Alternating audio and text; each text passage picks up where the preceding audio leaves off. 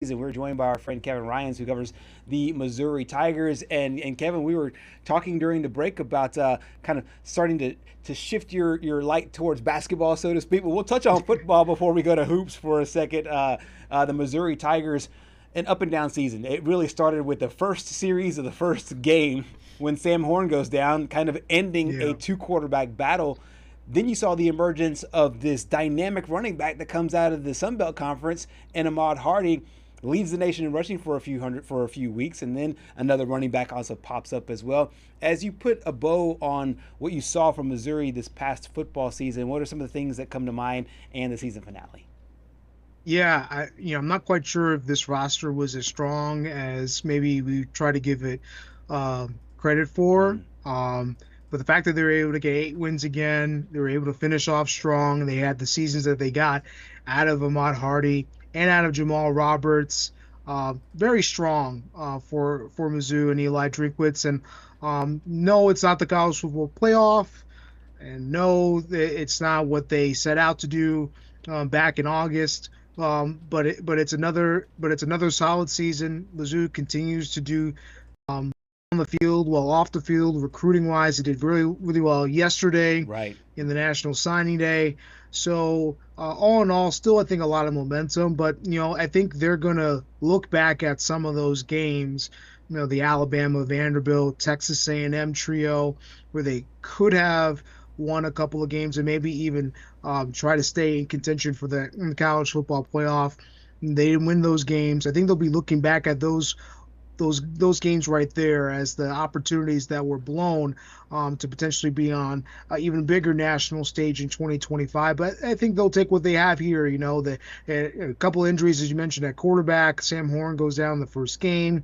And then Bo Prabula during Vanderbilt, so they had to go to a freshman quarterback. You think about all the adversity that they had to get 10 wins, or 8 wins, I should say, Mm-hmm. And continue to play some postseason football here in December into January. I think that's a positive step for Mizzou and their fan base. Kevin, I think the last time we had you on the show, we were talking about Eli Drinkwitz and his future being uncertain, being linked to all these jobs. Well, Yeah. Mizzou ended up inking him to an extension that I believe runs through the 2031 season. How important was it for Mizzou to be able to keep Eli there? I think it was the right decision on both ends. I think Eli Drinkwood's stock kind of went down after losing those big games. You started hearing about him a little bit less and less for these other coaching jobs. But on the other end, I think Eli Drinkwood's leveraged that in a sense to be able to get this contract extension over at Missouri. So I think it was a solid decision for Eli to stay. He's building something really good at Mizzou. They're continuing to have big seasons. This season may be a little bit of a step back in terms of the wins and in terms of the being in contention for the college football playoff and whatnot. But still very solid what they've been able to do at Mizzou. And then for Missouri's standpoint, I mean, you look around the country and you have a guy that's a program builder in your building already. The players like playing for him. He continues to get recruits. Mizzou's had bigger and more important games over the last 3 to 4 years as things have kind of settled in for Coach Drink and company. You have the guy in place. Why not continue to invest in him and continue to try to get a bigger NIL investment in there as well? Try to get even more quality players to that program. So good on all ends, and I'm personally happy that it ended up this way and not messy as some of these other coaching jobs have gone out. No Messy question. is a kind way to put it. Yeah, very, very kind way. One of the things about Drinkwitz that has really been I guess, something that he doesn't get a lot of national credit for, but slowly by slowly, I'm saying like, hey, he's probably one of the better ones in the country. And you alluded to it a moment ago, is being able to spot and develop talent. To be able to get a guy out of the Sun Belt Conference and Ahmad Hardy, to be able to attract and recruit a guy like Luther Burden a season ago. This is a guy to me who knows how to spot talent, but then also develop it. Talk a little bit about that part of his, I guess, coaching acumen that can help him moving forward and help Missouri moving forward. Yeah, it was so important that you get a guy who can recruit, particularly in the SEC. It's just so difficult to be able to build a program in a conference where there's so many heavy hitters, Alabama, and on a good year, LSU, on a good year, Florida.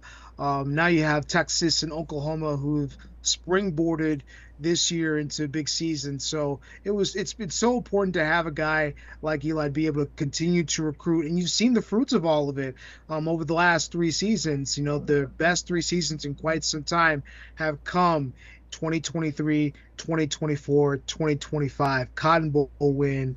Last year it was the Music City Bowl. To be able to get those wins and be able to get 8 more wins this year. No question. It's all because of what they've been doing behind the scenes and getting guys in the transfer portal, being active on that part, being able to recruit the high school guys. We got to remember when they got Luther Burden, it was a massive deal. I mean, not only here in St. Louis, but across the country. This was a legit 5-star guy that was choosing to stay home and try to bring Mizzou up instead of going to an established power. So to have a guy that you can trust in Eli Drinkwitz and be able to have that front covered is pretty big. And again, more positive signs. I think they got 19 guys yesterday in signing day, and then they were able to get a quarterback from Nebraska. So a lot of things are moving up forward for them. And the hope is that they can start winning those big games. I think that's the next step for Eli Drinkwitz and company. You can talk about the Cotton Bowl he won a couple of years ago. It was against an Ohio State team that had lost all of its players to the transfer portal, had essentially given up in a sense. But you want to, when those games matter, in those big matchups, can they go out and win? I think that's the next step for Eli Drinkwitz and crew. While we're talking about bowl games and the Cotton Bowl, what do you think is a realistic projection for this Mizzou team sitting at 8-4? Yeah, it's tough to say because their wins aren't spectacular. Right.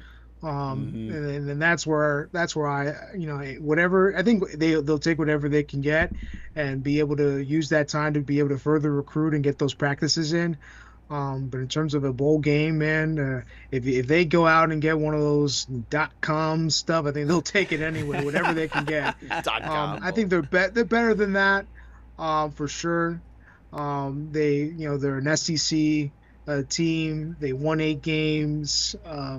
But I'm just so not impressed with their wins this year. I wish they would have better wins.